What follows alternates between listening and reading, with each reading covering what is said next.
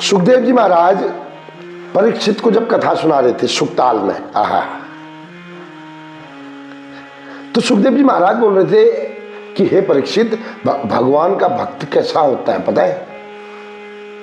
बोल रहे थे कि भगवान का भक्त चाहे 10 दिन से भूखा हो, भगवत नाम लेना नहीं छोड़ता। चाहे उसके परिवार भूख से बिलख रहा है, मर रहा हो, लेकिन वो अनीति से 1 रुपया भी किसी का नहीं लेता। और उसकी इंद्रियां हमेशा उसके नियंत्रण में होती है और उसकी आत्मा प्रशांत होती, शांत नहीं प्रशांत। और वो पानी पीकर भी भगवान का भजन नहीं छोड़ता। तो सुखदेव जी महाराज की कथा को परीक्षित बड़े ध्यान से सुन रहे थे। परीक्षित को अभी 2-4 घंटे के बाद मरना था, 2-4 घंटे के बाद परीक्षित को मरना था। सांप लगा था ना। परीक्षित ने बोला, महाराज, हे सुखदेव जी महाराज, प्लीज मुझे कोई ऐसा उदाहरण दो, ऐसा कोई एग्जाम्पल दो कि ऐसा भक्त हुआ भी या ऐसे ही कहानी बना रहे हो आप।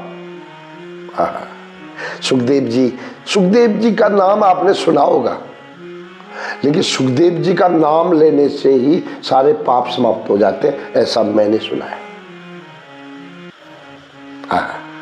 परम वैराग्य,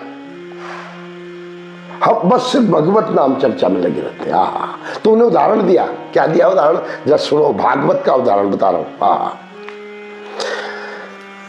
कृष्णस्तासित सखा कश्चित ब्राह्मणो ब्रह्म वित्तया विरक्त इंद्रियातेषु प्रशांत आत्मा जितेंद्रिय। जो ये मैं बोला अभी, ऐसा उस सुदामा से पहले भी नहीं था, सुदामा के समय भी नहीं था, और अब आगे कभी नहीं होगा। Never, because the persons are not ready to keep 1 day fast.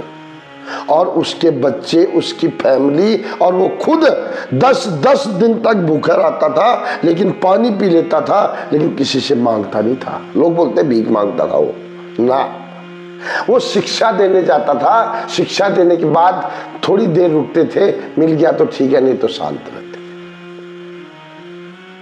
ये बात वही समझ सकता है जिसने भागवत का ज्ञान अच्छी तरह लिया हो, जिसने उस सुदामा के बारे में अपनी आत्मा से पूछा हो।